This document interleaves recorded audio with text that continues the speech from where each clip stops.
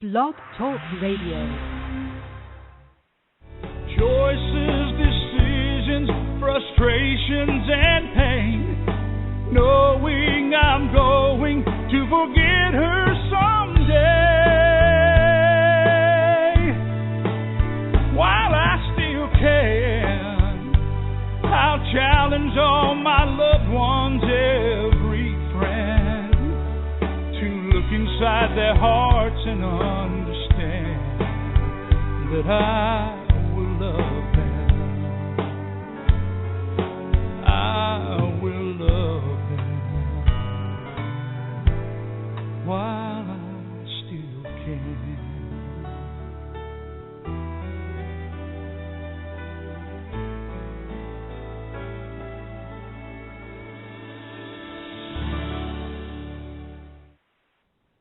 Well, hi, everyone. This is Lori LeBay, the host and founder of Alzheimer Speaks, and I'm so glad that you joined us today. I'm not sure if you were hearing any garbledness on your end, but I was on mine, and hopefully that won't be with us. But this is Internet radio, and if one thing dementia teaches us, it's tolerance and to just keep moving along. So that's what we're going to do. For those of you that are new to the show, because we get a lot of new listeners every week, and I have to thank all of you for sharing the show with others, because that's how people find out about us. But Alzheimer Speaks is an advocacy-based company providing multiple platforms to shift our dementia care culture from crisis to comfort around the world. We truly believe that by providing and joining forces together and sharing knowledge, that we can change our dementia care culture. We can go ahead and remove stigmas, and we can have a normal conversation and life with dementia. So, again, thank you all so much for joining the conversation today. It's going to be, I think, a really interesting show that we're having called Witnessing Alzheimer's, and that goes for Alzheimer's and other dementias. You know, today we can really help people understand some of the true needs of this disease and remove the myths. And, again, get rid of those dang stigmas that isolate people by just having conversations like we're going to have. And at our core, Alzheimer Speaks believes collaboratively that we can win this battle against dementia. And I know it's working because of all of your likes. You have had such a huge impact on us. We were honored last year. Dr. Oz in ShareCare named Alzheimer's Speaks as the #1 influencer online for Alzheimer's disease, which is absolutely incredible. And that happened because of our social media presence. You know, so many times we think people, aren't talking about this, so there's no need to discuss this unless it's our immediate family who we're dealing with, or if it's a doctor that we're talking to, or maybe we're a professional and we'll share it with our coworkers. But bottom line is this disease touches just about every single person in the world in some fashion. And so your likes on Facebook, you're sharing it with your LinkedIn group, your ability to tweet if you can do that, push it out, in your group of friends. You just never know who needs a lifeline for additional support. And Alzheimer's Speaks really wants to help connect people and hear voices at all levels who are dealing with dementia, because together we're going to be able to make a difference. We're going to be able to remove that isolation, and we're going to get these conversations happening, which are so, so critical. So today, as we have our conversation, I want to remind you that you can easily join in with us. You can use your chat box, or you can also call in live to the show. And that number is 714-364-4757. Again, that's 714-364-4757. And by doing that, you can actually join the conversation. We always love to hear. Or maybe you think that you could be a guest at some time. We talk to people who actually are diagnosed with this disease, to family caregivers, to medical professionals and researchers, to advocates, to authors, movie producers, music. If you have something to say about dementia, we want to hear from you. What do you see the needs being? It's very important that we all share this information. Now, before I introduce our first guest, I do just want to mention a few organizations because people are always wondering how do they get directed and where do they go. And there's so many great organizations available. Alzheimer's Speaks does have a resource directory. If you go to our website, you can search there, and it's a collaborative resource directory. So that means it's not just our voice, it's everybody's voice. So if you have a business, a product, a service, or a tool, and you want to become part of that, just click at the gold button up top that says that you want to share that you care, and it has partnering options. You just have to register. But for right now, I'm just going to highlight a few. Alzheimer's Disease International is basically the association of all the Alzheimer's associations around the world. So if you're looking to find an Alzheimer's association and support group near you, go to alz.co.uk, and from there you'll be able to hook up with anybody around the world. There's also great research and resources there, as well as once you go to your local chapter, you'll find wonderful information there as well. There's also the Lewy Body Association, and the Lewy Body Association has made their website very easy. It's just lbba.org,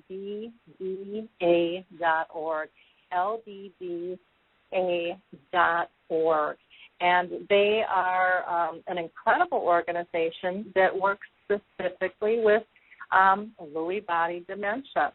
There's also the Association for Frontal Temporal Lobe, the National Aphasia Association, which are wonderful resources for you as well. The Purple Angel we'll be talking about, that's the new global symbol that is really catching fire. It's going crazy over in the UK, and it's really starting to catch fire now over in the U.S. here. And then the Alzheimer's Studies program, you can find them as the Alzheimer's Team on Facebook if you're a Facebook person, or you can go to Alzheimer's Studies, and there you'll be able to find out information on the TAU trial that they have available, and they would love you to be part of. That's all I want to say for kind of some sprinkling some dust of different information for you here. So let's go ahead and talk to our first guest. Evan Gessmanhas is a gerontologist, and he was in a nurse training program until he got injured. And so now he's had to pull back from that. But he still works a lot with private patients, and he is a multilingualist and interpreter and a 6-time cancer survivor himself. So he knows a lot about giving care and how to deal with people. He's got a ton of insight that he wants to share with us. So welcome, Evan. How are you today? Good, Lori. Thank you for having me on the show. Well, I'm excited to have you with us. You know, you've been in the business and experienced so many life-changing events for yourself, which I really, truly believe Alzheimer's disease and dementia is one of those life-changing events when it strikes people. So I'm very interested in talking with you. But let's first, if you wouldn't mind sharing with our audience maybe some of the behavioral types and characteristics, with dementia that might be a cause for concern when people are just kind of starting out trying to figure out, is this a problem or not? What are some of the signs? Okay, with over my 30 years that I've dealt with, some of the common signs that I've spotted in family members and professionals have pointed out to me: memory loss, an attitude loss, appetite loss, and just not knowing where they are with their lives and unsure of who they are, and basically just overall confused and or adamant. Okay. So you're seeing some definite personality traits then changing along with this. I think that's really common. And don't you think one of the biggest changes I think that affects a lot of people is either anger or depression, and sometimes both? They are tied in together, and there could be, before the dementia actually sets in, Lori, there could be an actual base that has been established, and the dementia is just making the situation a lot worse than it is. Mm-hmm. Well, and any time you're dealing with loss, I think that's, a normal time for any of us to feel a little depressed and to get a little angry because we all, especially here in America, I mean, it's all about being independent and, striving for more and better. And when that's taken away from you or pulled back, that's not something that we readily like to accept in our lives. Now, you've been a 6-time cancer survivor, so you've been through, I would imagine, multiple losses in terms of just kind of having to restructure, your life, not only physically but mentally and emotionally to get through that. Do you see any overlaps between dementia and what you've gone through with your cancer? I have, Lori, let me explain how. That each time that I have had to stop giving me a chance to look at my life, it's given me a chance to, rather than be in a pity party, to say, I can overcome this. It's given me a chance to, and I'm going to tie this into the dementia as well, it's given me a chance, for example, I've learned every time I've had a cancer, I've learned a new foreign language. Now, a person with dementia gets frustrated in the same way because there's different, once dementia sets in, with different people, it could be an on and off thing. And I've noticed that too, is that they're trying to adapt. They don't know what's going on. They don't know why it's going on, just like the cancers. They didn't know what caused some of these cancers, and it made the New England Journal, made the Journal of Medicine. So it's an adjustment each time, and there's confusion. But when you have dementia, that clouds the thought, because having dementia, you don't have all your faculties as I would without dementia, or anyone without dementia. So they're fighting a battle on multiple sides because they don't have control over their thoughts. They have a disease that the disease is doing the speaking. So when you hear that person, and if you were to listen to them like I do with my clients, I try to put myself in their shoes. Is it the person talking, or is it the illness talking? So it's much more complicated for a person with dementia. Yeah, things just aren't connecting. You're correct, and there's definitely some added obstacles there. But I liked what you said about, with a diagnosis of cancer. I mean, that's got to be devastating, and it's not something anybody wants to hear. Same with the diagnosis of dementia. But what I liked was that you said, it gave me a chance to review my life and, to kind of put things in perspective again.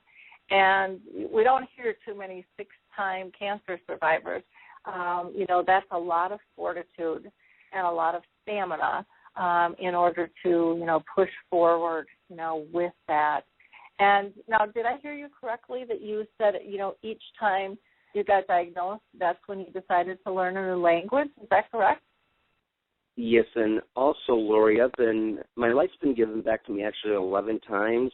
I've been hit by a car 3 times, 9/11, and a couple other events. So I have more than 9 lives. But the thing is, I wanted to give back, Lori, and I didn't want to be in a pity party because I had a chance to take hold of something and just charge forth and say, I can do this, but not on my own strength. Believe me, it wasn't. and I could turn bad and turn it into good that could actually help who are hurting with what I have, and also adds more wisdom to what I have. So my attitude is that of resiliency and being able to say, hey, you know something, I can beat this and I'm going to make the most of it because there's so much in life to live for, Lori.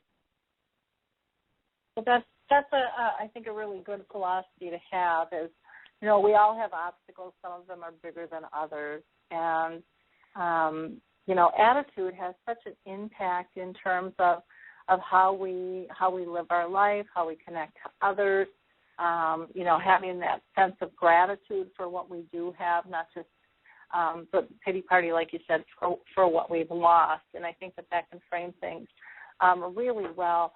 We have some great examples of, you know, who's kind of just pulled themselves up from the bootstraps, you know, from Norm McNamara, who has been doing incredible things around the world with his new global Purple Angel project for the new symbol for dementia. We've got Michael Ellenbogen, you know, here in the U.S., along with Harry Urban and Rick Phelps and Steve Ponus and Richard Taylor and Dina Dodson. These are some really strong voices, you know, that have dementia and aren't going to let that stop them. You know, they're not going to deny it, but they're not going to just lay down and say, oh, woe is me. They're standing up, making a difference, which is a wonderful, wonderful thing to be able to see and witness and watch them grow. It's probably one of the most fun things that I get to be able to do and see in my own job is to be able to witness all of these voices coming together. And social media has just made that so much easier. And I think it's important for not only the person who's diagnosed, but for those caring for them. You know, everybody needs an outlet to be able to figure out what's going on and, you know, who can they talk to? Because we all need to vent in our life, one way or the other. And just because you're ill doesn't mean that stops. But in many cases, sad to say, it does. People tend to, you know, walk out of your life a little bit. Did you see that at all with your cancer? Did you lose friends or family? Was it just too overwhelming for some of them, or were you one of the lucky ones where the support continued on for you? Well, I was very fortunate because I'm in 3 honor societies, and I'm in a fraternity, and I'm in so many preservation groups that there were enough people, and where I hooked up medically especially, that actually some were overwhelmed, and you have that, just like if it was a dementia thing. And I was very fortunate, Lori, that I had people that did take the time when I did express myself, but what I had to do, most of it was myself and use my inner reserves to be able to put together, are you still there? I'm sorry, to put together and say, you know something, this is what I'm dealing with. And to take a tally and inventory and say, okay, this is what I'm working with, and I know my own body. I have to go through it, and I'm just going to, you know, it's a learning process, and I had some very good professionals that I worked with, but yes, I had family, and yes, I had friends, but you know something? I had to be my own cheerleader in the very end, Lori, and I had to say to myself, I can fight this, I can outdo this, and there's a higher power than me, but you know something? If I've gone through so much with my life and with my health, the doctors had said to my parents, because of what I had to begin with, if your son makes it to high school graduation, it'll be a medical miracle. But I've reached a point now where I've made who's who of medical professionals, and I've proven every doctor wrong. but it was a challenge. But it comes down to me saying to myself, I can do this, and I have to weed out certain voices, and I have to be able to say, okay, how am I going to incorporate what was said to me in my own way, Lori? Mm-hmm. And so was there any, tools or process that you went through to kind of be able to absorb all of that and move forward? Yes, I did, Lori. And I took stock and inventory of what I've been through with my life. Here I am. I'm not even 30 years old yet. I had lost my college fiance to a drunk driver on New Year's Eve. We were going to get married Valentine's Day. Her sister, her identical twin sister, developed breast cancer. And that was something to go through. And then I had 3 cancers in 1 year, and 2 of them, they don't even know what caused it. But I said, okay, I could either be in a pity party, or I could say, okay, try to understand what's going on in my body, utilize what I learned in the past through other medical experiences, and just build on that. And at the same time, realize that there are people, I had a chance to, for every cancer of recurring, being in total recovery 99%. That's not bad, Lori. To be able to say, no, it's not woe is me. Hey, I'm pretty darn lucky, and every day is a brand new day, and I'm able to give back and to help somebody out. I think that's kind of healthy, Lori. I think that's really healthy, and I think that that's something that can easily be applied.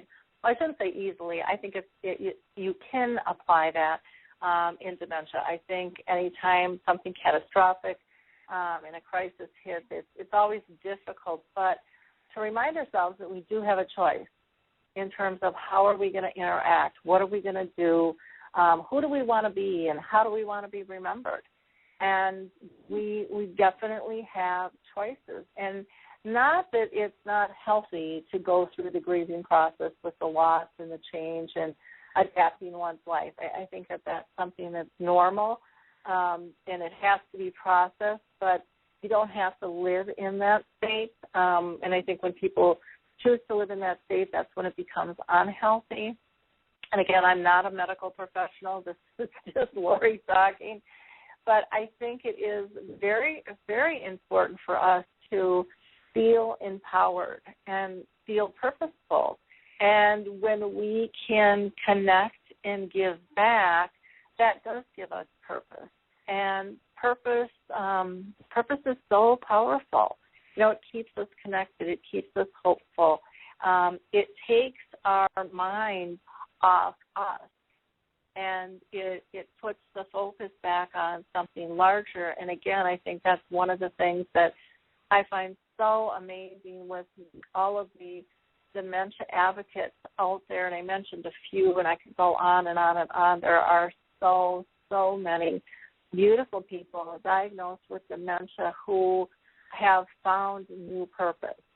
And this isn't probably what they ever imagined their life was going to be, but they are improving so many others' lives by speaking out and being honest and having these conversations and talking to their politicians and their doctors and their neighbors and their storefront owners, just anybody who will listen, and doing it on multiple platforms.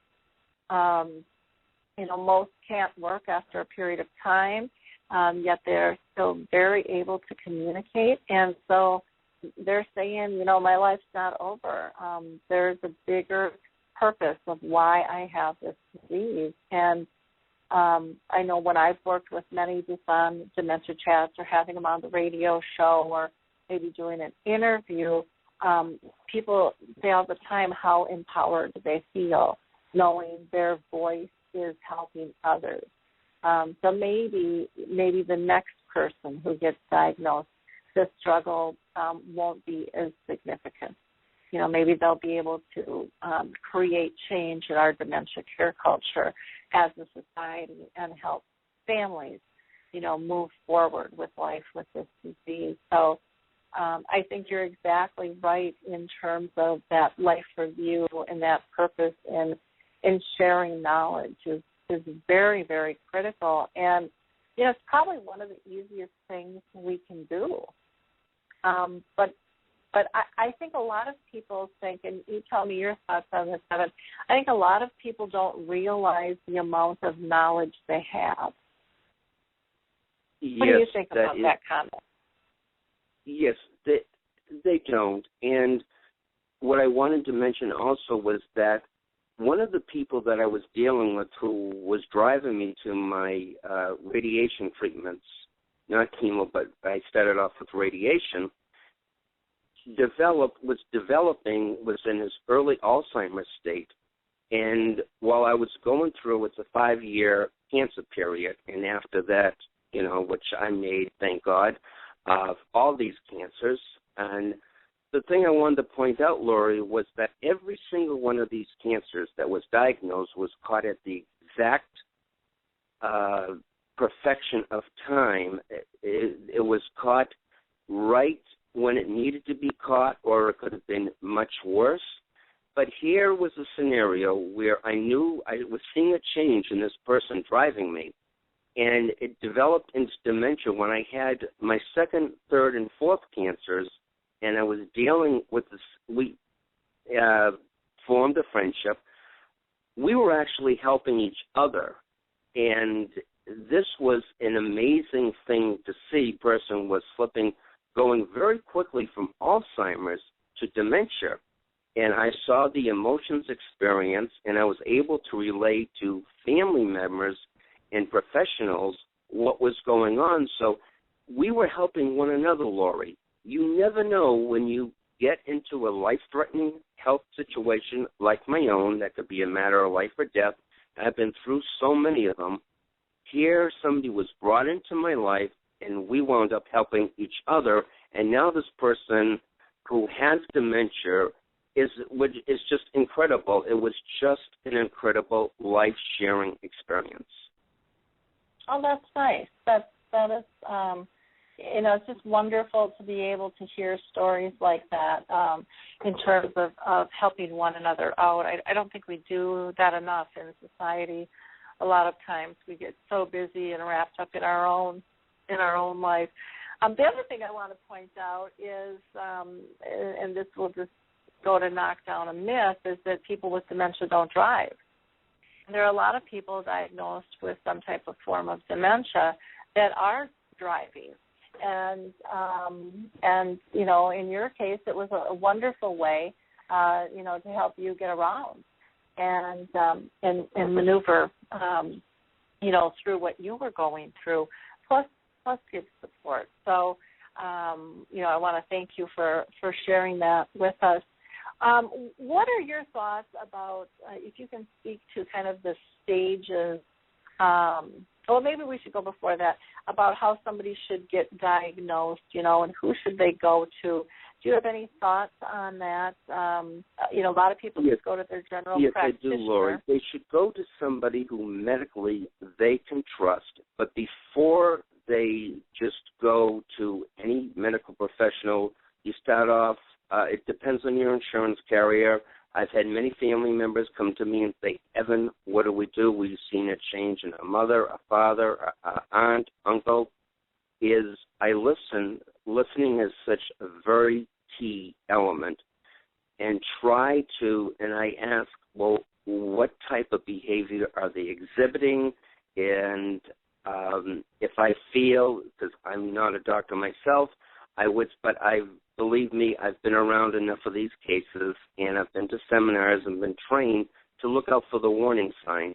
Let them go to somebody, like their primary, explain what's going on, and what will happen is, in many cases with insurance companies, which is so botched up nowadays, refer them to a specialist, and they need to go to somebody who's in that field that knows what they're talking about, because you have a misdiagnosis, then any kind of treatment is not going to help a misdiagnosis. It's going to compound and worsen a situation that was not properly and diagnosed to begin with. Very true. And again, starting out with your general practitioner, I think is always fine, but and that's the normal place people go, to touch base with any problem. But then knowing that there are specialty doctors, getting to a neurologist is really important, and a neurologist that specifically knows about dementia and has a passion for it, because you need that support. Tapping into these different associations that are available and foundations from the Alzheimer's Association, if it's, Lewy body, aphasia, frontal temporal lobe, maybe it's the Alzheimer's Foundation. There's caregiver networks as well. Lots of great work resources on the internet, but again, you want to definitely get that medical diagnosis so that you know exactly what you're dealing with. But again, you also need to have support in other areas to help you process things. Because as we all know, we're on a time constraint with our doctors. And, they're on a timeline typically on how long they can even talk to us. And so we need to make sure that people are getting the information from worthy sources and knowledgeable sources, and when it comes to that medical diagnosis, of course, we want that medical profession behind that. But we also have to, I think, look real hard and fast, and this is one of my passions, at the emotional and psychological support that people need when they're going through a crisis like this. And because if we can't stabilize that mental health situation and help people wrap their arms around significant change in their life, that's going to tail spin typically into a lot of other medical issues. And if we can avoid those. Right, and I don't mean to interrupt. Something I wanted to shed some light on, just to kind of clarify to people, the audience. The person who was driving me did a stint. It was 2 months that I had radiation, but his Alzheimer's had slipped into dementia, so he was not driving when he had dementia. He was not driving me at the time, but we had formed such a bond that the Alzheimer's just went into dementia, and I was able, like I said, we were able to help each other. And what I would do is draw out memories of, he had been through the Depression, he had been in the service, and by me focusing in on key elements in his life, you could see the fading in and out, but you could actually see this person, how beautiful this person is and what this person had accomplished in his life. And here is someone, yes, we see them, they have dementia, but Lori, they are human beings done such significant things. And I know I shared with you before I went on this show with you about a woman in Brooklyn, New York, where I'm from, who dementia actually made her into a better person, and that's very rarely heard of, Lori. Mm-hmm. Do you want to share that story with people in terms of some details? If you don't mind, Lori, I would like to, yes. I knew of a woman from Brooklyn, New York, where I lived, and we all of a sudden, the family contacted me, and they said there is change in our family member. And I says, well, what kind of change? What they were describing at first was like all over the place, and I says, well, can you just centralize it? Is there some key elements that are repetitive day in and day out? And I felt like I was playing social worker, but they said yes, and they did get an evaluation. The person was diagnosed. She was diagnosed with dementia. Here was a person who was a teacher their entire lives, and she worked with students, and I knew this from the past. She never gave up on a student. She was old school, and if she was teaching them to read or play a musical instrument, she worked with them and just didn't want to see them give up. brought out their inner talent in them. And when this person the dementia was setting in, at each level, Lori, that the dementia took another stage, I would be talking to this person, and I would bring out the fact she would be telling me about these things and admit this horrible disease she had.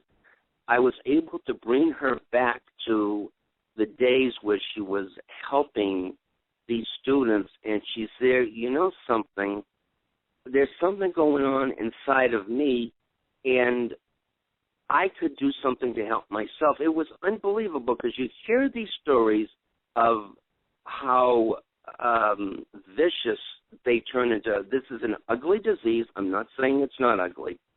And here is a person, you see a picture before and after, and she would go through her bouts, and then all of a sudden what happened was, as the dementia got deeper, her personality was changing for the better, Lori, not for the worse. She was so determined that she would take control of her own emotions in life, and she said, wait a second. It was just a revelation that you don't see very often, Lori. Well, and I think, again, you broke down another myth of, not everybody is, has these nasty personality changes. And, gets combative and things. And sometimes people think that either people are, if they're old, they're catatonic and they don't understand anything, or that they get very aggressive. And, that's not the case. Every person with dementia is different. And a lot of times we can control and change those behaviors or reactions, as I like to call them, by changing our environment and changing our service delivery style. Because many times we're the cause of the problem. And so I was talking with somebody yesterday. I'm out in Wisconsin in Watertown, and we're going to be launching what we think is going to be the first Dementia Friendly community in the U.S. Officially. And there might be others, and if there are, we'd love to hear from them. We'll be talking about that a little later on in the show.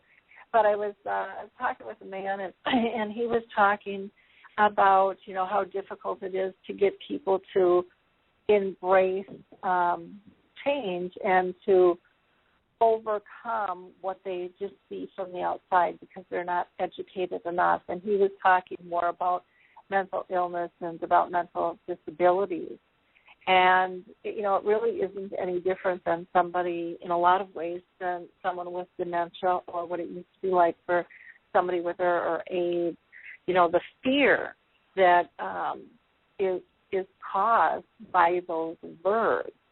And people look for excuses of, how not to interact or reasons why somebody is acting the way they are. They label the behavior as inappropriate, and many times the behavior is extremely appropriate. We just haven't been paying attention to the communication in which they can give us to change things, because a lot of times there's discomfort or there's fear, and we're thinking that they're acting out and they're terrified. But if you change little things in their environment, it can make a huge difference. One of the examples I use a lot is even for my mom.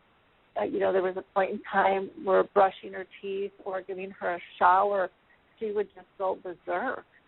Well, she was going berserk because she didn't understand what those things were about. She didn't understand why she had to be naked in front of strangers. She didn't understand why she was pushed under hard, cold water. It scared her because she didn't realize it was a shower, or hot water didn't make any difference, or why somebody was sticking this, which she thought was a pen, in her mouth, and it was a toothbrush. None of those motions made sense to her anymore. And so to be able to not just assume that somebody knows what they always do, and that they're going to react the way they always did, is no longer appropriate for us. And when we really look at it, we're the ones having the bad behavior.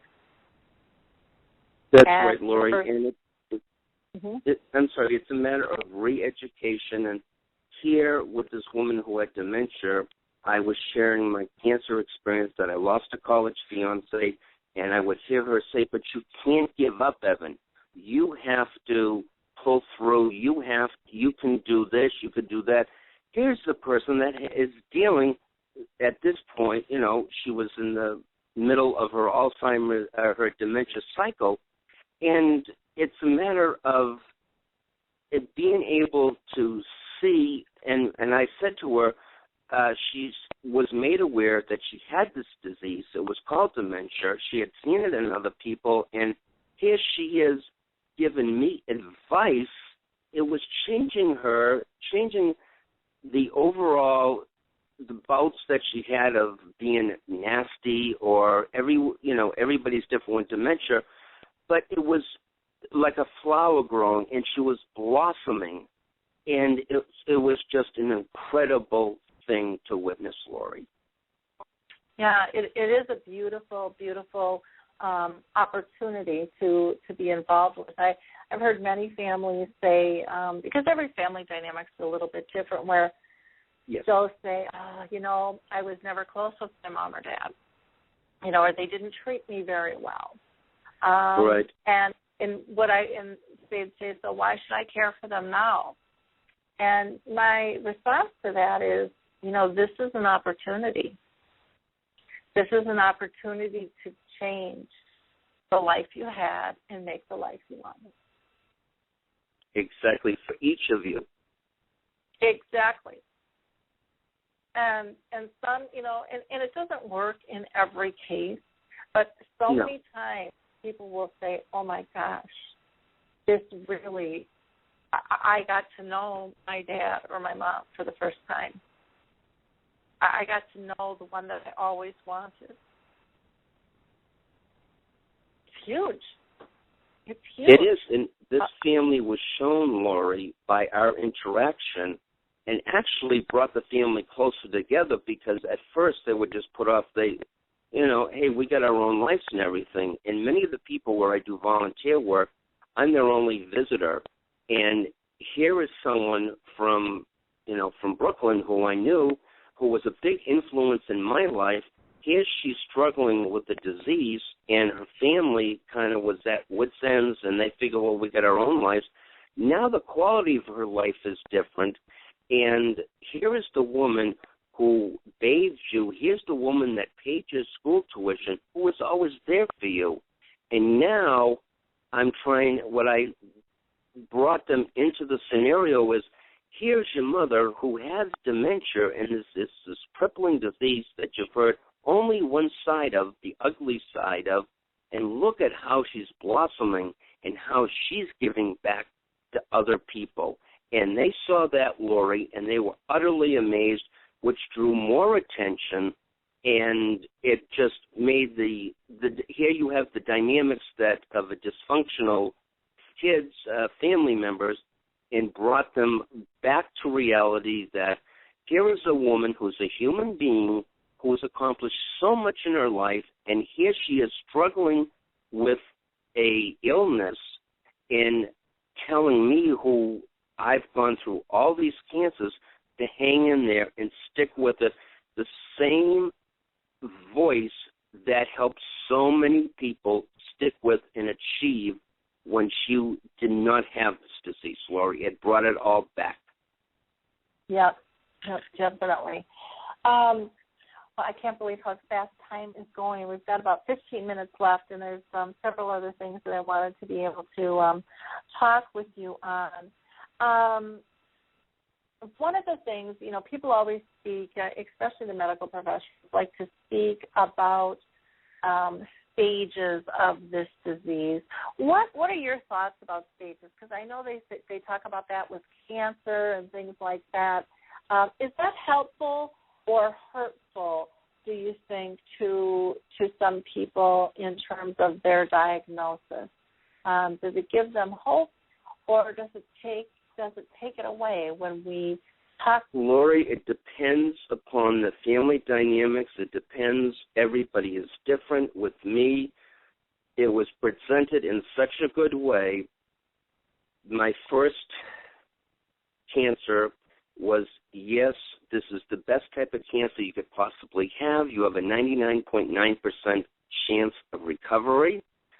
And my second cancer, which was followed within less than 6 months, Lori, you know, if we gave you the type of chemo we wanted to really give you, you would not be able to deal with it. So we're taking a chance here in giving you this type. And it's just, it was presented to me in a calm way, and I had to process it myself.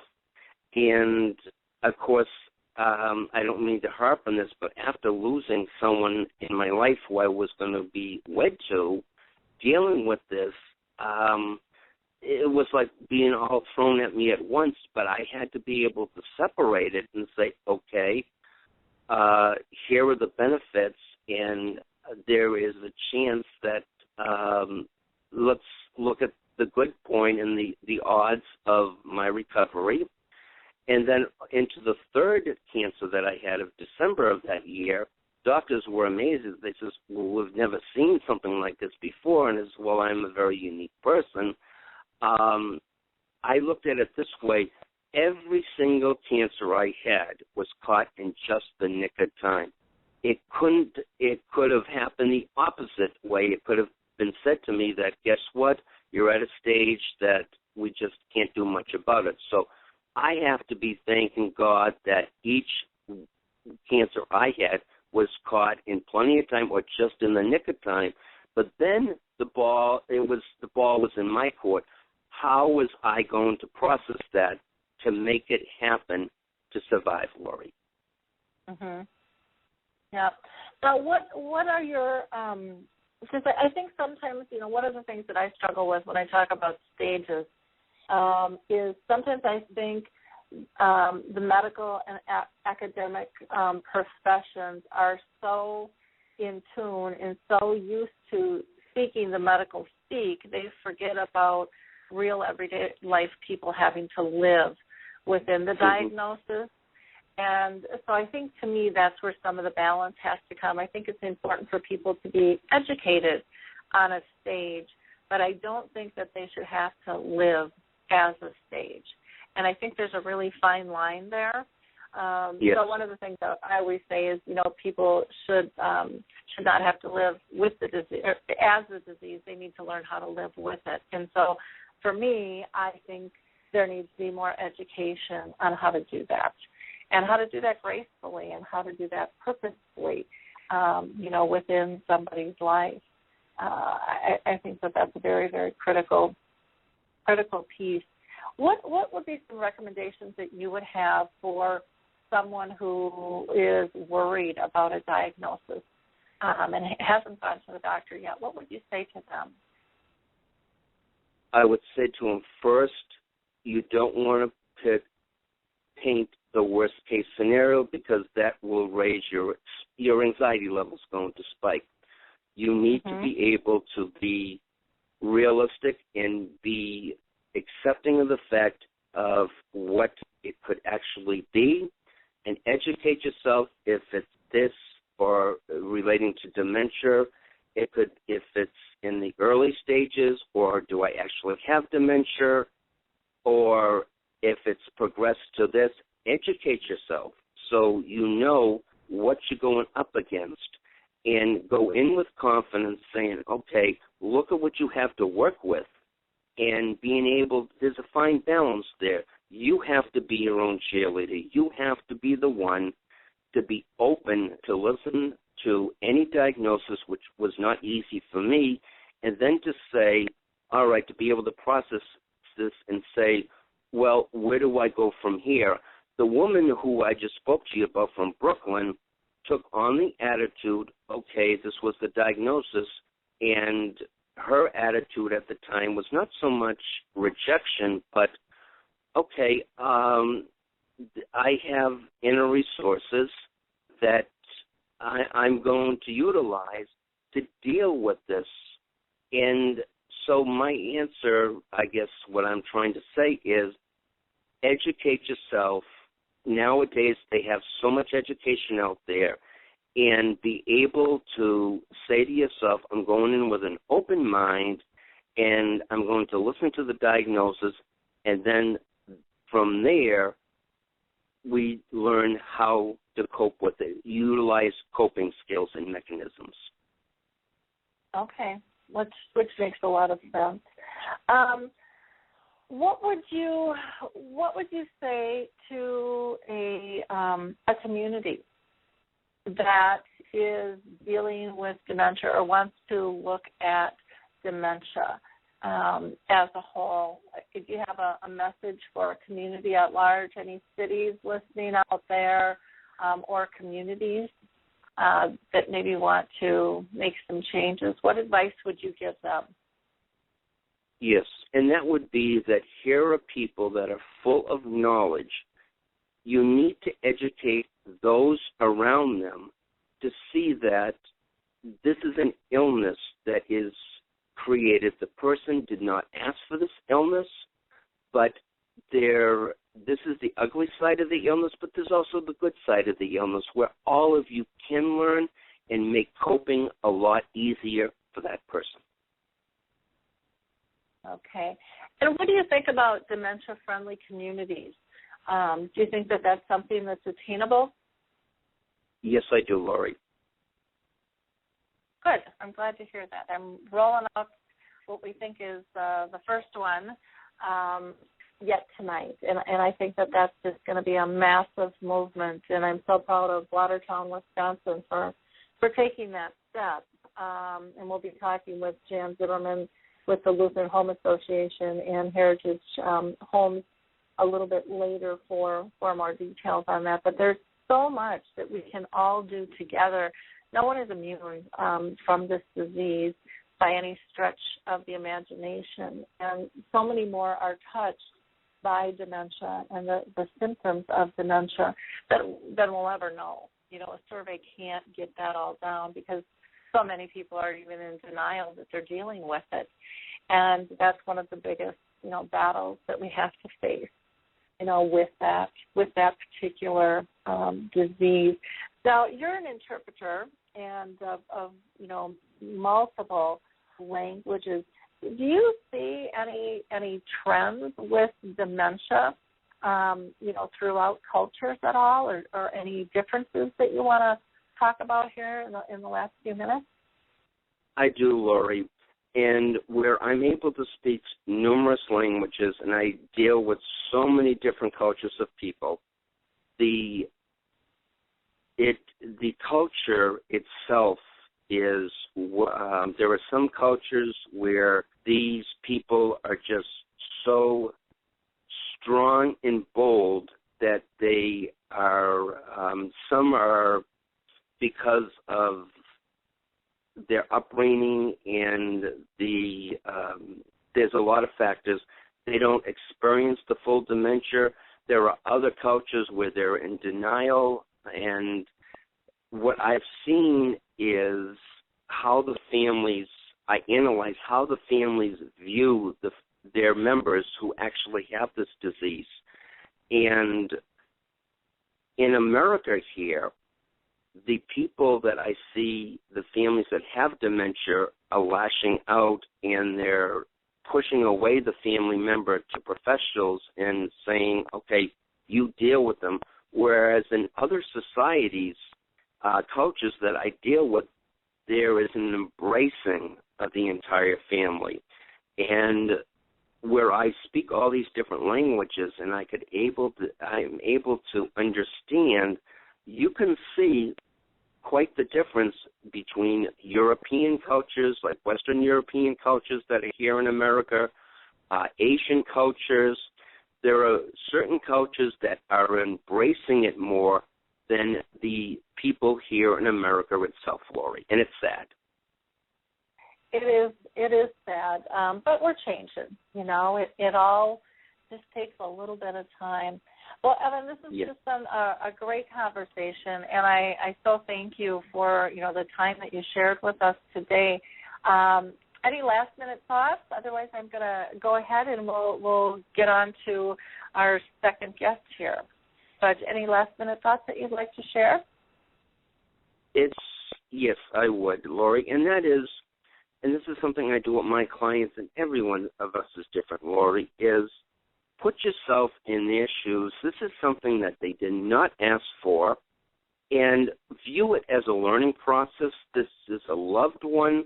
This is something that's taken over their body. They're not doing this intentionally. They're not acting out intentionally.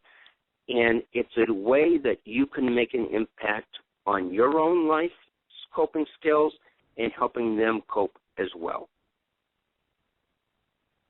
Exactly.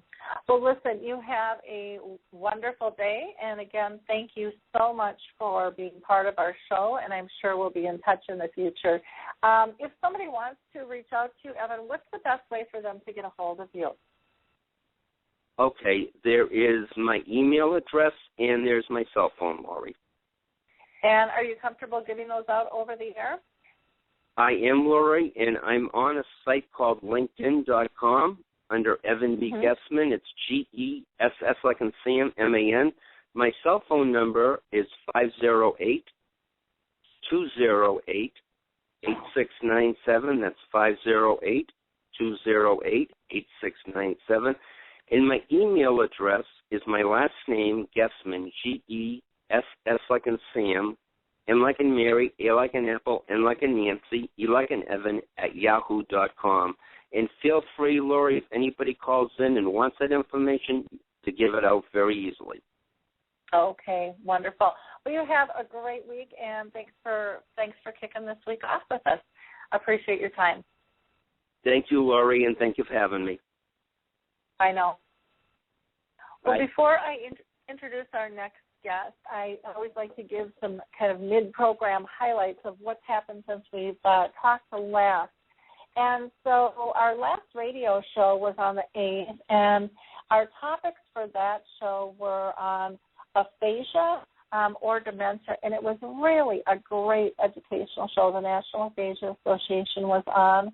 And then I had some friends of mine on, Lori Ellis Young and Nancy Chakran, who do a lot with breathing in yoga.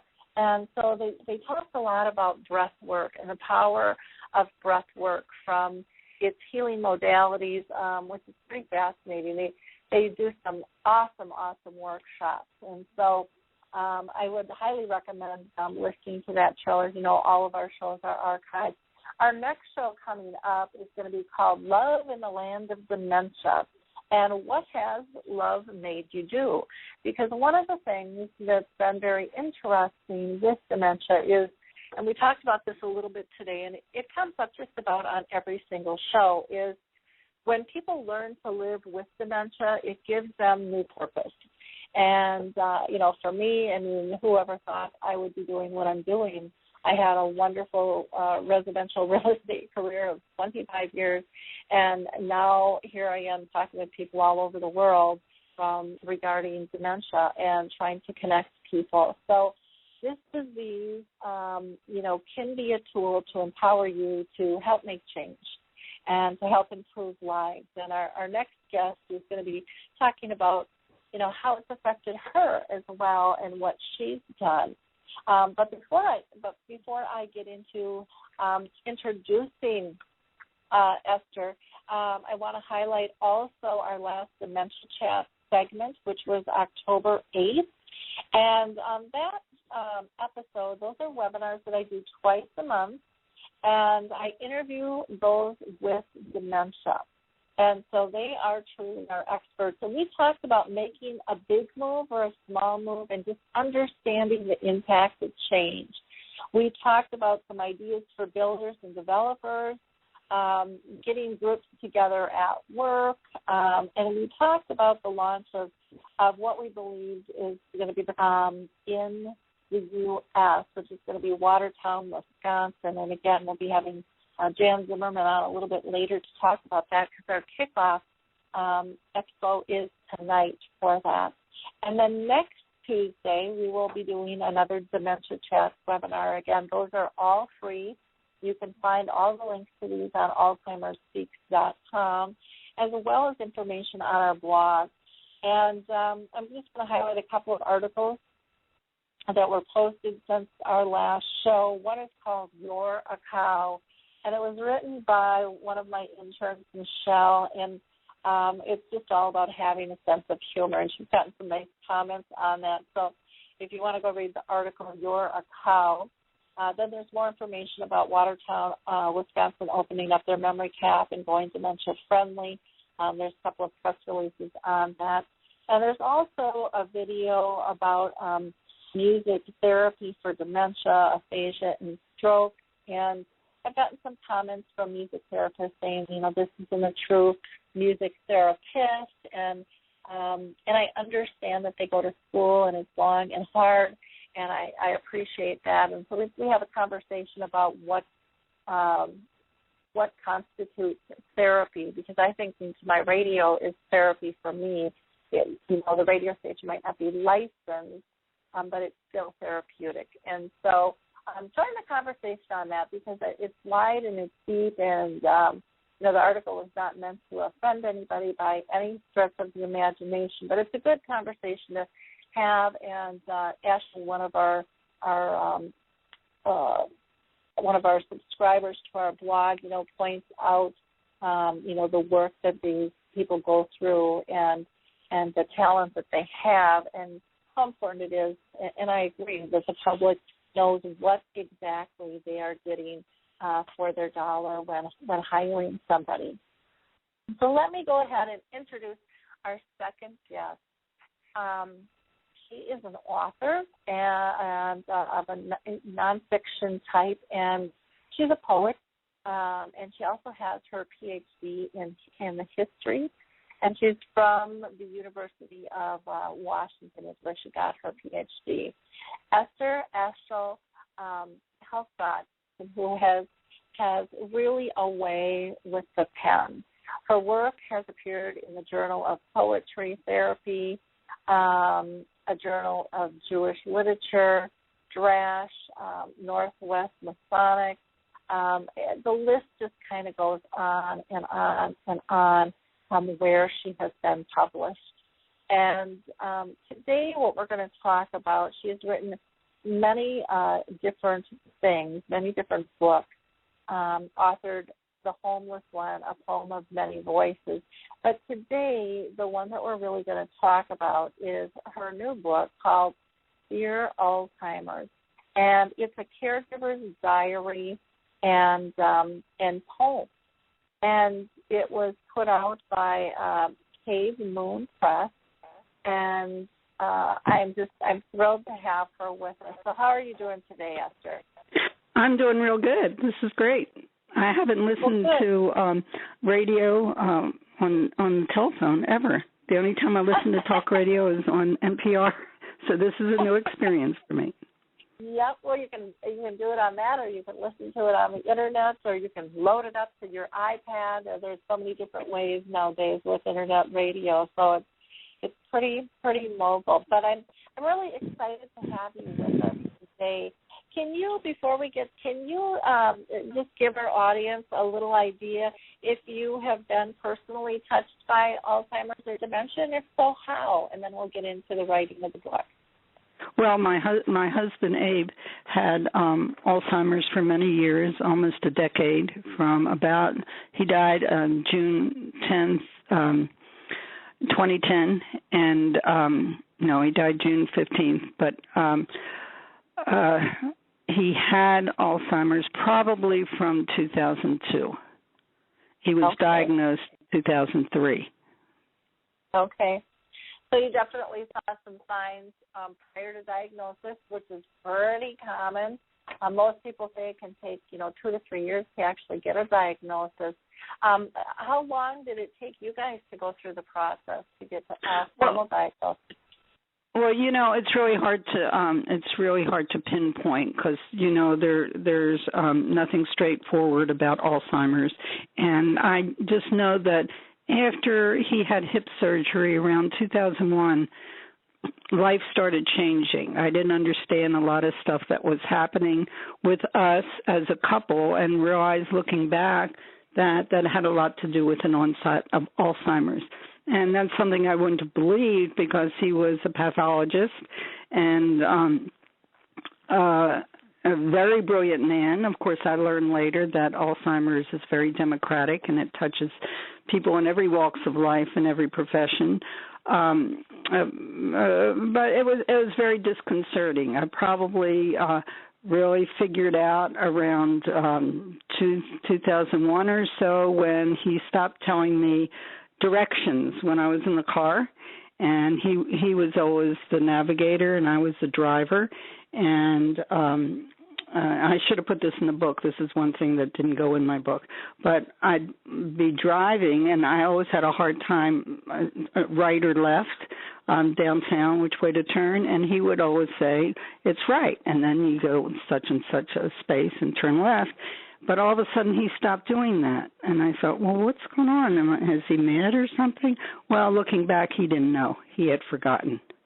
So looking back at these individual experiences tell me how difficult it is for two people to understand what's happening in their lives when Alzheimer's touches it. You know, it's interesting when you said you didn't put this example in the book and things. And there's so many stories that people have. And when they write books, I mean, you can't put them all in. And sometimes we don't realize how significant things are. And one of the things that I've heard just repeatedly from people was, and you mentioned this, that it started to affect your relationship. And a lot of times people think, I'm just getting divorced. I don't get what's going on. Apparently, you know, they don't love me, or we don't have, our relationship isn't what it is. And so a lot of times people think it's a midlife crisis. So I mean, that just shows how difficult this is to diagnose, because it's very much relationship-based, even though there's definitely some medical issues, but in terms of how it affects us and how we react to it. And so, you know, it's very important for people to look at big picture, because we a lot of times just kind of go down that rabbit hole, and it's an easy thing to do, especially when everybody and their brother's getting divorced these days. Right, and also it's so important to have community around you. I was listening to the fellow who was right before me, and you asked him something about what would you do if you were diagnosed, or I didn't hear the whole thing, but if you were had to make some decisions around diagnosis and dealing with it. And he didn't say, and I wanted him to say, that it's so important to have people around you who are involved with the process as you're going through it. And I think that's so important, because Alzheimer's makes people isolated, more isolated than they already are in our society. That's a very good point. And you know, one of the problems that this disease has is that a lot of people kind of skedaddle when they hear the word, Alzheimer's. And, you know, that's one of the beauties of social media now is, you know, you can connect with people all over the world at any time. And, right. You know, well, the Alzheimer's community was very important to me online, because at 3 o'clock in the morning, of course, you have no night and day with Alzheimer's. And so if I'm up at 3 or 4 in the morning taking care of my husband, and then I get 5 minutes rest because he lies down or closes his eyes or whatever, I can go on the Alzheimer's community and discuss what's happening. So that was online. So that was very important to me. And I think that's a good point to bring out, that, you know, it is a 24/7 disease, and people's schedules change. And when I was in the thick of it, I remember being up a lot in the middle of the night. And, you know, my mom wasn't always living with me. There were periods of time when my folks were living with us, and people were like, "How do you do that?" And I'm like, "You just do. You know, you just do." And I would worry so much, and I wouldn't be able to sleep, and so then I'd get up and do some work, or, I have to feel somewhat productive, or I was just looking for some answer. And so that's very, very important to be able to do that. And I think one of the beauties, too, of not only social media but books like what you've written is it allows people to connect in that fashion as well. So why don't we talk about your book, Dear Alzheimer's, A Caregiver's Diary and Poems. Did you decide to do this from the onset, or was it something that just kind of morphed into being? Something that just what? I'm sorry, I didn't hear you. Or was it something that just morphed into being? Well, I've been a writer all my life, and I kept a diary for many, many years, and I just automatically write every day. So, yeah, it just morphed. It's just it was an extension. Writing this book is an extension of what I always do. And in your introduction, you said I've written many books. No, this is my first full-length book. I've written many other things, but this is the first full-length. And I think what writing in relationship to Alzheimer's did for me is say you got to get your stuff into book form, that articles are essays and poems. It's not enough to have a piece here and a piece there. You have to be able to hold it, all your stuff concerned with Alzheimer's, in between the covers of a book. And so the Alzheimer's itself, and feeling that I had to share this experience with others, hoping my experience would offer some kind of help to other people, drove me to get to put all my writing in book form. Now, of course, not all, but what the amount I could put within the covers of this particular book. Oh, wonderful. Now, you, in terms of writing, I've always found writing to be really healing.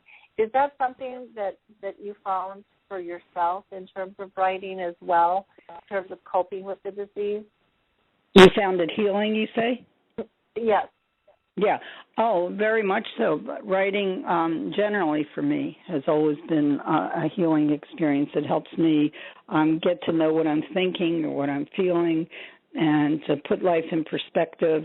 And I did that even as a teenager. With Alzheimer, and I'm way beyond teenage years now, but when Alzheimer's fell into my lap like a grizzly bear, you just don't know what to do. So writing was something I could always rely on. It helped me through the process of grieving a loss that I didn't even know I was losing, and helped me integrate what was happening into my life. So yes, it's very much a healing tool, not only for myself in relation to others, because as you mentioned, others just run away when they hear Alzheimer's. So it's very important to me to analyze what was happening with myself and Abe in relation to other people. And I wrote scores and scores of pages on that, and it helped me when I came in contact with them again. Well, that's good. Now, when it comes to your writing, how have you continued to write about Alzheimer's in the process, since your loss of Abe? Well, sure. I had a blog for 3 years called Witnessing Alzheimer's, A Caregiver's View, that I thought I was going to stop once Abe died in 2010, but I find I keep going back to it. And now, especially with the book, that I want to tell people about the book and what's going on in terms of my activities, like doing readings or so forth, or teaching a caregiver's class, which I'm doing now at a senior center, and helping other people write and guide them through the process of writing. The book, it's a very, very important process, the writing and helping you connect with other people and yourself in relation to them. I don't know if I answered your question. Can you repeat that question again?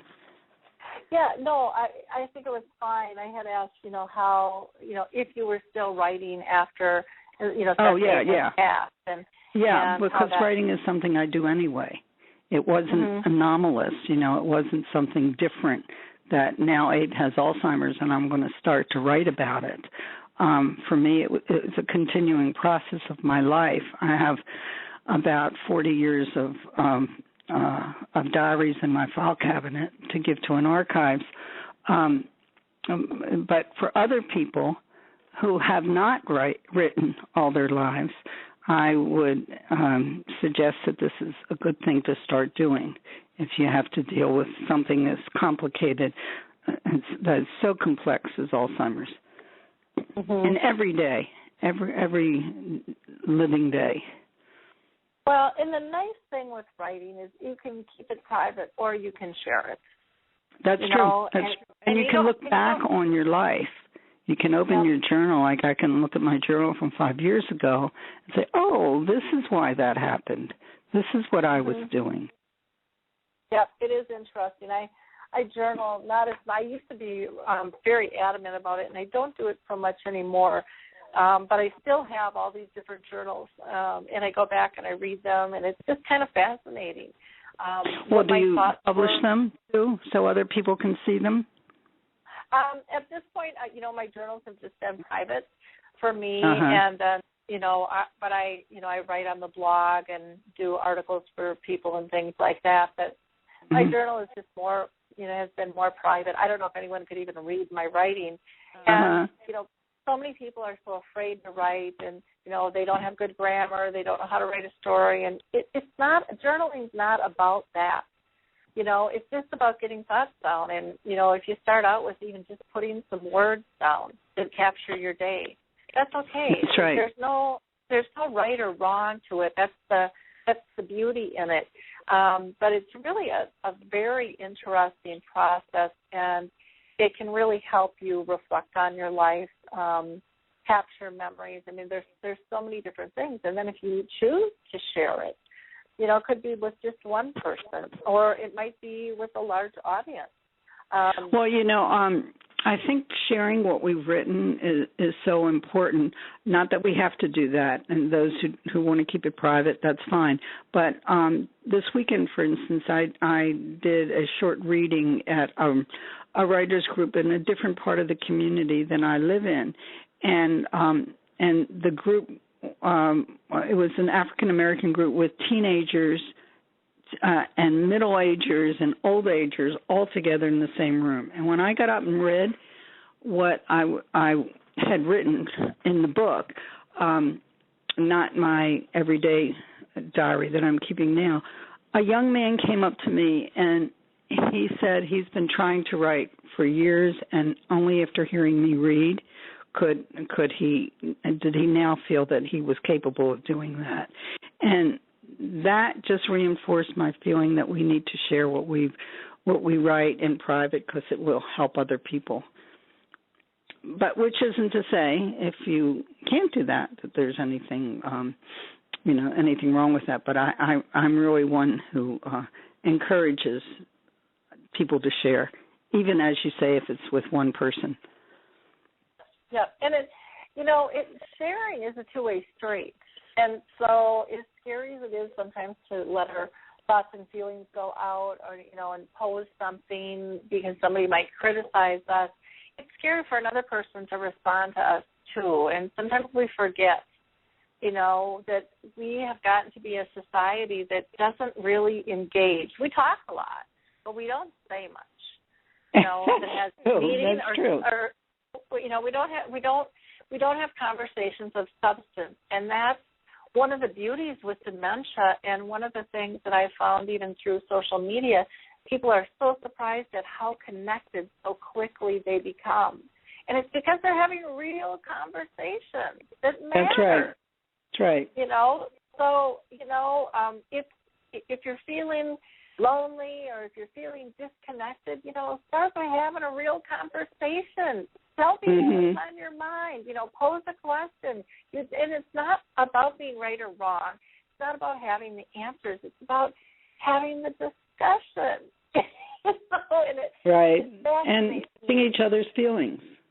Exactly. It fascinates me how disconnected we have gotten, and we don't even know that we're disconnected. You know, it's really a pretty sad state that we're in.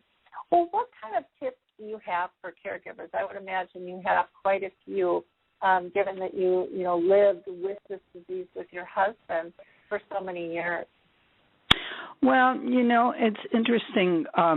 When my husband got sick, and through his years in the nursing home and assisted living, and that was around 8 years from the time he got sick, I didn't get angry with him when I knew he was ill, which was much different from before. We had a normal relationship where you get angry and you make up and you laugh and you cry and so forth. But when I would recommend, if you're asking me what's most important that I remember is containing any anger you feel. Get angry in another room because they feel your emotion. Even if you're not saying that you're angry, I think they're feeling it. And through the caregiving process, I was, of course, I don't know how much, and not everybody they're not as touchy as everybody else. Abe and I were very touchy, always. Even if we had an argument, we were always cuddling. And that worked until the day he died. So one thing I always say is touch that person, touch the Alzheimer's patient, because they get more from touching, I think, than anything else. And if you're angry at a nurse, say, or somebody who's helping you, go in another room, because I know I felt a lot of anger and along with sadness. But that was another thing where writing helped me. I was able to write out the anger. And that was so important to me. Why did this happen to us? This doesn't happen to us. And so I could just write it, for pages and pages. And it's very hard not to be angry at somebody who you have full responsibility for and who does things that are inconsistent with everyday life. For instance, I had an elevator put in our house when he was, after he got sick, because we're in a 3-story house. And running up and down the steps was killing me, and it was not good for him. And so I put the elevator in the house, which was a very difficult situation, just the process of getting it in there. Anyway, we finally got it working, and people would come in, and he would take them to the 5th floor. Well, we live in the 3rd floor. And things like that are really funny. But they're also scary. And once I was on the elevator, and I was going up to get him something on the 3rd floor, and I had some food on the stove, and he was there in the kitchen with the dog. And then he started pulling the elevator, and this is not in my book either. I should have put this in. And it got stuck. And here I am on between floors, so I figured out how to pull the elevator down, and I was able to jump off. But then I turned off the stove, and we kind of laughed about it. He didn't really understand what had happened. But I don't know. What do you do? You just love a person the way they need to be loved, and the best way you can. We all don't love in the same way. We don't all caregive in the same way. So it works for me, for instance, the stroking somebody, rubbing somebody's back. Maybe that wouldn't work with somebody else. So I think we all have to find our individual ways of caring for people. But, once you make the decision that you're going to do this, or the decision is made for you, you find ways to cope with it and to deal with your emotions. And I probably should take back that I didn't get angry in 8 years at him. I'm sure I did, because that sounds very inconceivable. But I worked with that in myself. Mm-hmm. And I also tried to get people to come visit him, and not everybody wanted to. You know, they didn't know what to do with this grizzly bear in their laps. That I wouldn't say. People would invite me out for lunch, and I'd think, well, why didn't they offer to give me a break and take care of Abe for an hour? But not everybody's up for that. You know, I think I got annoyed more with other people than I did with Abe. So that was another thing that writing was very helpful for me. Good. And I think it is about realizing, and this is one of the things that I love that you said is, you know, love them the way that you can, the way that you do, and all of us do that differently. And for some reason, anyways, I know I fell into this mode horribly. Was I turned into this massive control freak, and I wanted everything to be done my way. And when I look back, I mean, just thinking from what you said is, I wanted everyone to love them the way I love them. That's right. And they don't have the same relationship, especially children. And it's so don't have the same relationship with their father as his wife would have. You know, and with your mother, you didn't have the same relationship with your mom that your dad might have had. Exactly. And so it's just, you know, when I think about it now, I mean, back then, I thought it was right. I thought it was, you know, come on, get with the program, you guys, you know, type thing. And I didn't realize what I was asking of somebody. You know, right. That's one thing I've learned too about expectations of other people. That you have to accept people for what they can give, and they might not know. They don't know to do things your way, and why should they? Exactly, and our way isn't always the right way or the best way. It's just one way. And I was very controlling, too, when it came to the assisted living, when I had to put him in assisted living and nursing home eventually. I was on top of the staff all the time, and I'm sure that I was not one of their favorite people. But if they weren't responsive to him in the way that I thought that they should, I would be very upset. And, for instance, when they put on his chart, patient refused to eat. Well, he had forgotten how to swallow. So how could he refuse? Refuse means that you're thinking about whether you want to do something. And Alzheimer's patients don't necessarily know how to do that, especially towards the end. So, I was very controlling when it came to his care. So I understand what you're saying.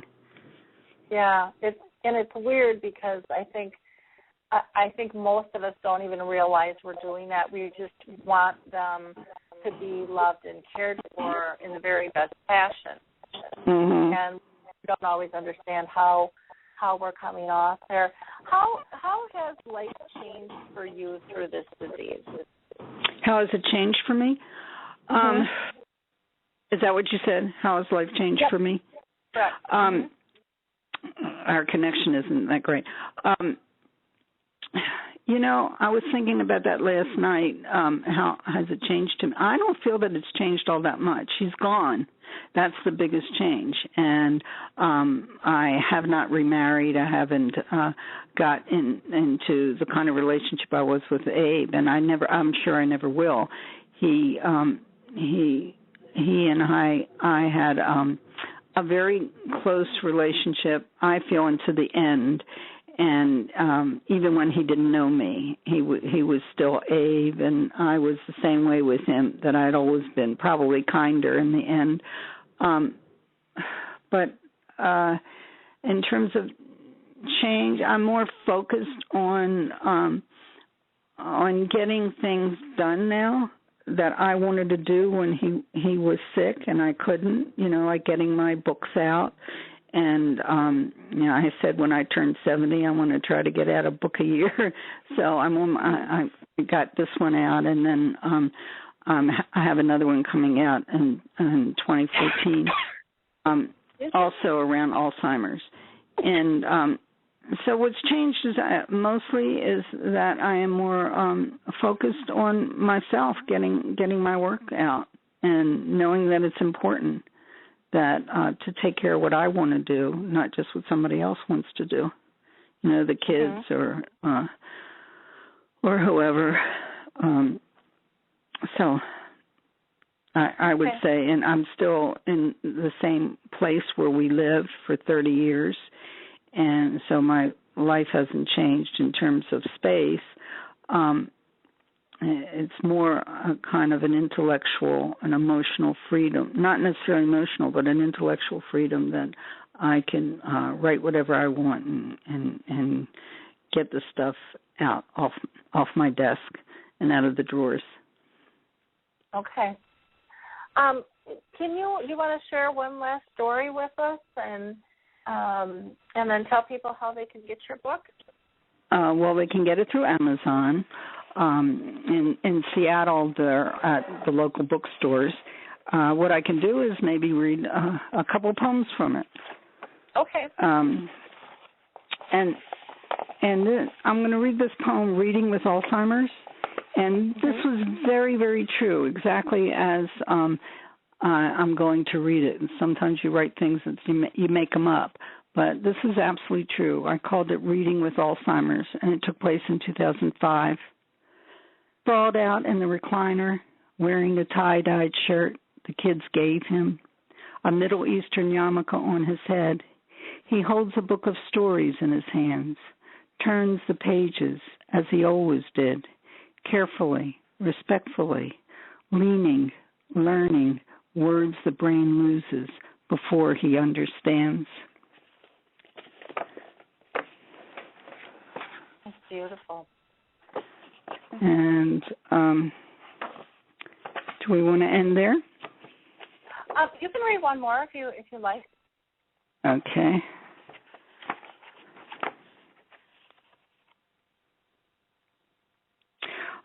This is tonight, also in 2005. I admit he can no longer read. All the while he sits at the table, bent over his paper, poised to read. I ask him, what's happening? The words won't to my cortex, he says. Stick, I ask? Yes, stick.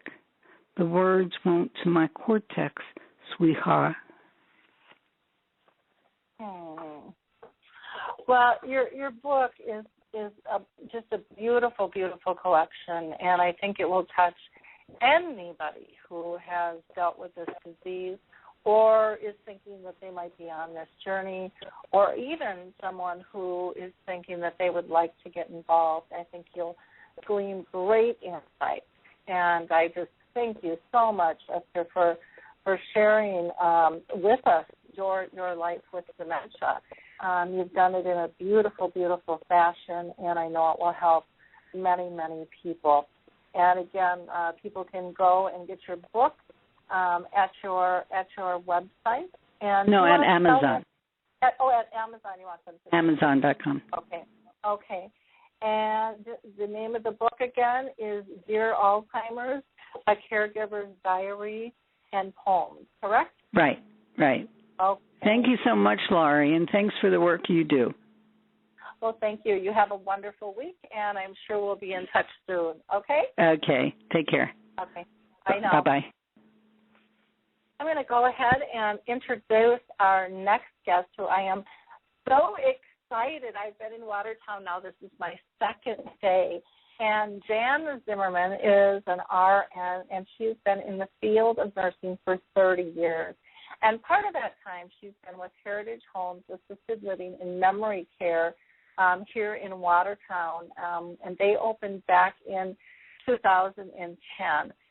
Jan brings a wide range of nursing experiences from pediatrics to geriatrics, medical surgery care to psychiatric services, and hospitals and home health care. So just a really nice, broad, strong strengths in terms of care. She is a trained instructor in dementia care, and she's been a speaker at multiple conferences and workshops covering topics like dementia and medications and alternative medical therapies. One of the things that she says is that there is a genuine sense of caring and being person-centered here at Heritage. Our goal is to help each person feel that Heritage Homes is their home and find the comfort and peace each person deserves in this stage of life's journey. Part of her favorite part of the day is when residents stop by her office just to talk, and or when she can go out and mingle with them. She says they have so much to teach and share. Jan lives in Watertown with her husband, and her children and grandchildren keep her very busy. But she still manages to get a little time in for her reading and her knitting and her handicraft. So, Jan, I'm just so thrilled to have you on the show. How are you doing this morning? I am doing very well, and thank you so much for having me on your show. I appreciate it. Well, I'm very excited to have you here. I'm excited to be in Watertown. For those of you that don't know, Heritage Homes, along with the Lutheran Home Association, is going to be rolling out a Dementia Friendly and a dementia-aware community this evening, which I'm lucky to be the keynote speaker at. And tomorrow they are going to have their first memory cafe. So lots and lots going on for you in the coming day here and then in the coming months. So, Jan, what attracted your organization to start a memory cafe? We really started to see the need. People have a tendency to isolate when the diagnosis of dementia comes along. We were getting calls. Somebody would hear I worked at Heritage Homes and worked in the Memory Cafe, and they would just open up and start pouring out their heart, and they didn't know what to do and where to go, and some didn't want to have their loved one exposed to the stigma that still exists out there with somebody with dementia. And so a lot of the things they would do together as couples, something as simple as going out for coffee or going out for a meal, they stopped doing.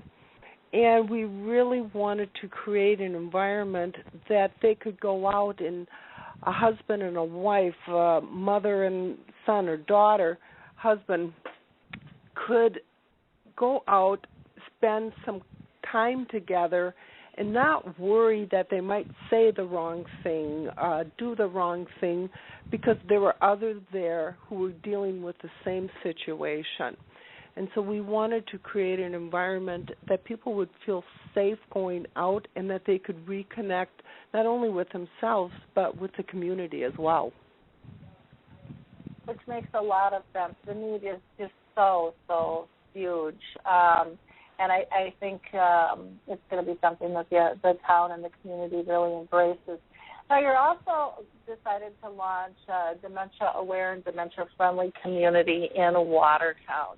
Can you tell us a little bit more about that and what are the plans to kick this off? Maybe talk a little bit about the event itself and then where you go in the future. Yeah, we know that there's a huge need in this area. There are 110,000 diagnosed cases of dementia in Wisconsin alone, and it's only going to be growing rather than shrinking. And we still have got a culture where we hide the fact that a person is living with dementia. They don't want the pity. They're afraid of friends falling away if they know about it. They're afraid of maybe losing their jobs, et cetera, for that. And what we wanted to do is create a more open, accepting community where they can still continue to participate and be a vital part of the community. They still somebody living with dementia has so much to offer, experience and knowledge, etc. And so we want to really decrease the fear out there. People are afraid of the unknown. They don't know how to communicate with somebody who may have problems verbally communicating, may have some behaviors that, they're standing there and they're confused. They may do yelling because they're frustrated and they don't know how else to communicate. And so we looked around and we thought we have to do something different.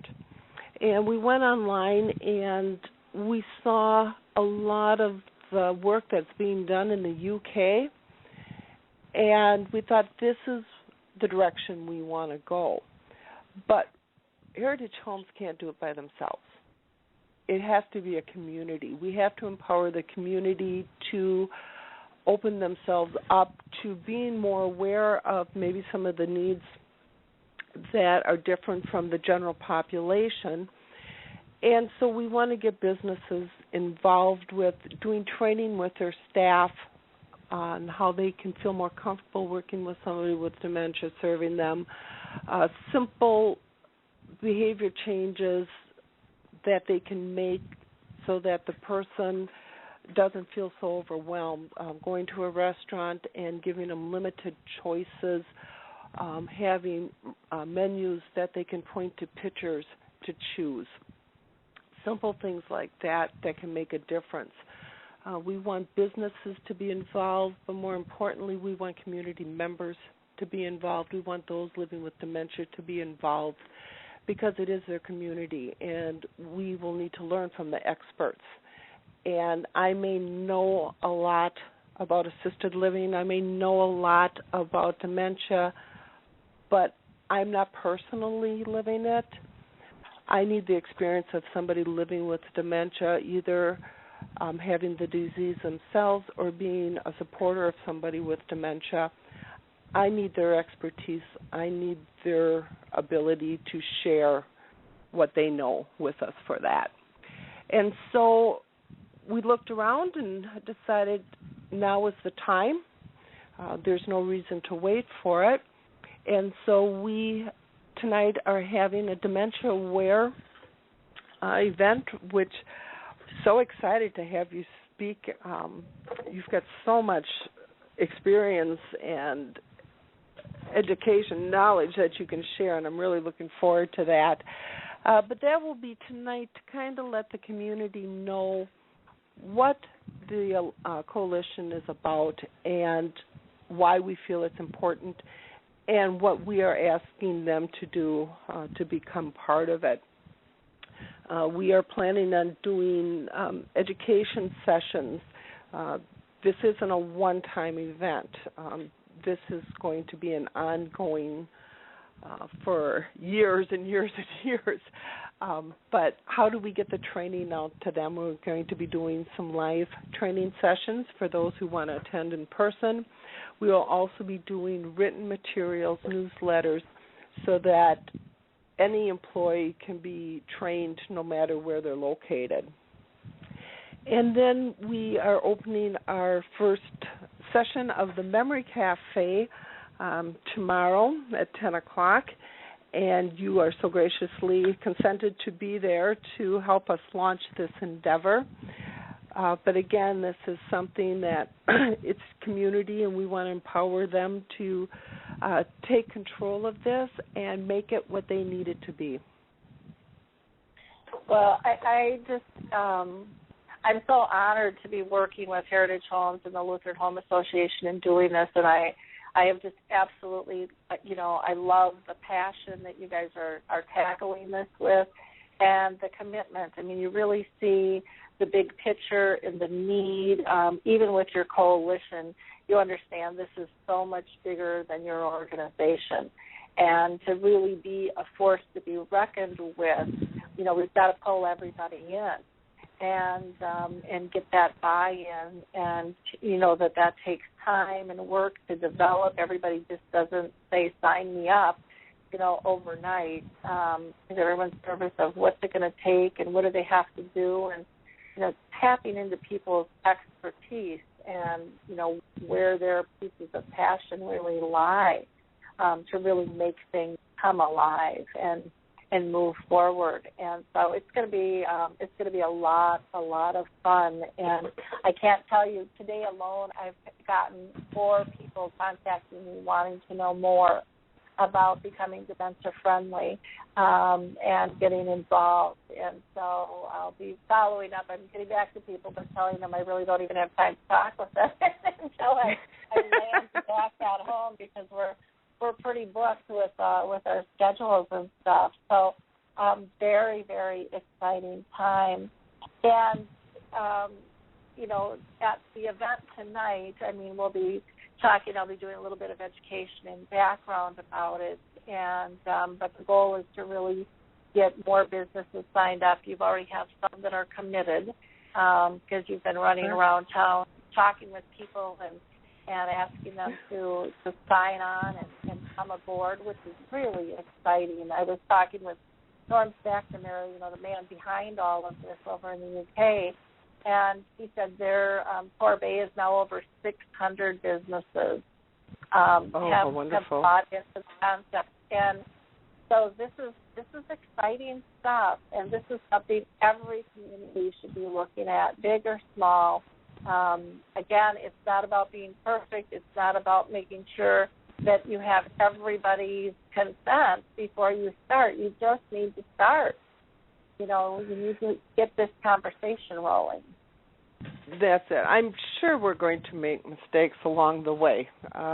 But as I say, that's how we learned. I know a lot of what I know is because I made the mistakes and learned not to make those mistakes. But when you get people together who really care about it and have a passion for it, mistakes or not, things are going to get done. I can only see the good coming from this. I also see it moving out into the other communities. I've been contacted from several people in other counties who are interested in what we're doing and maybe moving forward with it themselves. So I see a lot of collaboration down the road for that, so that we can eventually, move statewide and then eventually nationwide. It really is a global need. It isn't just a Watertown need. It's global. And we want to join others who are making this great attempt to do what is right and to create the culture that we need. And while we are really focusing on dementia, it is across the board acceptance of everyone who has different needs than what you and I have. So I see this being very positive in many areas across the board. I agree. It really is an acceptance and a tolerance for all of us in humanity. How do it's an understanding. It truly is.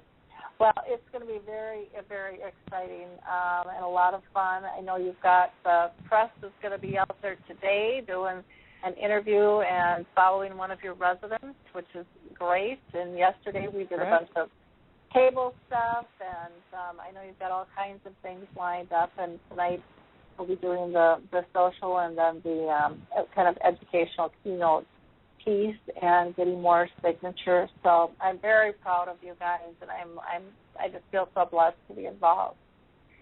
Thank you. It's you guys are making great headway here in the U.S., and it's grabbing a lot of people's attention. There's a lot of conversations going on, just because we've been pushing this out. And even though it might not be in the national news yet, they still haven't quite figured out, I think, how to deal with positive occurrences. That's true. They tend a lot of focus on the tragedy, and the crisis, and and stuff. So it's like, that's okay. We'll just do this on a grassroots level and let it grow like it has been, and keep pushing forward the importance of this disease and making people live purposeful and feel purposeful and connected and loved. And that's really, bottom line, what it's all about. The Purple Angels, people will be able to display as part of their business if they sign up, which is, again, the global symbol for dementia, which is awful exciting, too. That's a really, I think, a neat piece to think what you're doing locally is something that's globally connected. And the picture is just so far. Any last-minute comments at all, Jan, that you want to make? I'm just very excited about this. It's got potential to really affect so many people's lives and give them the empowerment that they need to go forward and to be a part of the community again and to remain a part of the community. And the collaboration with Alzheimer Speaks is just unbelievable blessing to us. You have got the ability to touch so many people's lives and to reach so many people. Just with that ad that you had on or announcement that you had on your website, we've had people contacting us from Georgia and Texas wondering about it and what we're doing. So the ability, as I said, to partnership with you has just been a huge blessing to us, and I thank you for that.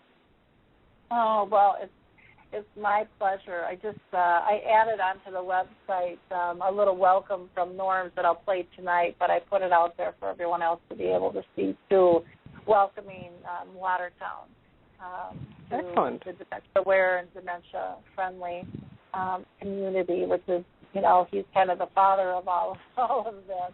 And, it's amazing how we're so interconnected, and it's so fun to work collaboratively instead of in competition, to work for the greater good. There's just so much beauty in that, and I think, I hate to say it, but I think in business we've lost that. And we need to get that back because it just makes it so much easier to work as a team instead of always opposing somebody. And Heritage Homes may have been the ones to kind of get this on the road, but it isn't just us. It's all the other facilities around here. They all have dementia touching so many of the residents, so many of the family members that they have is businesses. It's the community. I go out and the number of people that said, oh, my mom has dementia, my grandmother had dementia, my uncle, my friend, everybody is touched one way or the other. So we may be the ones to say, let's start doing something about it, but it is a community that is going to band together. It's not us versus them. It's how are we going to be doing this. Mm-hmm. Which is a very, very fun thing. Tonight I will be handing out kind of a resource list, too, for people of some resources of people living with Alzheimer's and dementia who are making a difference, some care partners who are doing the same, and then just some information on clinical trials and organizations and so forth. And I think what I'll probably end up doing is adding this list into my tools here when I land in a day or two. I don't know if I'll get it up before then. If you can never catch your breath.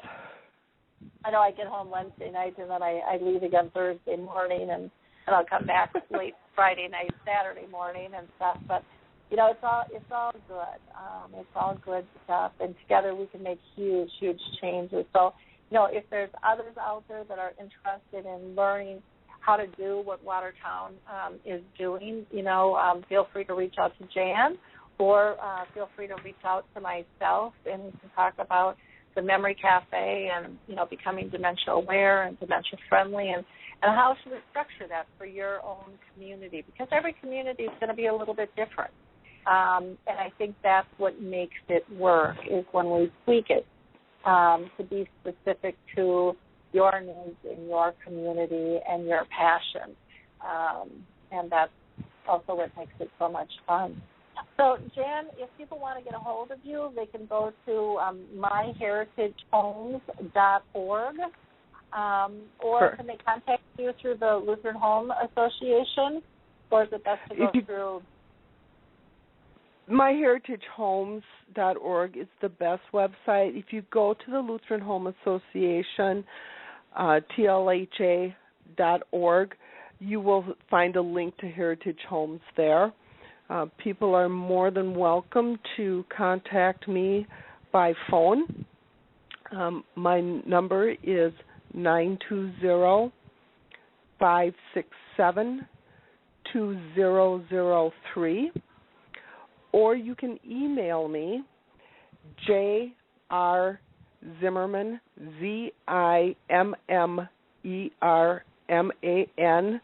at tlha.org. Wonderful. Well, Dan, I will see you in a little teeny bit, in about an hour, so I'll be heading your way, and we'll get off and running with the events for today. So, again, thank you for all that you are doing. And, again, I want to thank Evan and Esther for being guests with us again today on Alzheimer's Speaks. And know that you, too, can make a difference. Be collaborative. Join forces with us. We would love to see more of these come to be. And, we can do that. They're doing it all the time over in the UK. There's no reason the U.S. and other countries can't step it up a little bit here, too, and launch these and get a model that works. In the meantime, remember, it's about focusing on progress, not perfection. And when we engage those with dementia, focus on 3 simple things that your memory chip teaches us. Are they safe? Are they happy? And are they pain-free? You can get that tool at alzheimersspeaks.com. And just go to the free tools section. You'll have to register first, but then you'll be able to go in and grab that. Again, I want to thank our sponsors, ADI, Music First with Choral Health, the Lewy Body Association, the Alzheimer's Studies Group, if you're looking for a trial puzzle with me, the Association of Frontal Temporal Degeneration, and the National Aphasia Association, the Adaptive Croquet Game, Jiminy Wicket, of course, the Purple Angel Project, and I would be nowhere without Custom A Design, my webmasters, and, of course, you, our audience. Your likes, your clicks, your shares make a huge difference. So keep up the great work, share the knowledge, pass it on, and we'll talk soon. Have a wonderful week, and we'll give you an update on how the event goes this evening and tomorrow. Bye now.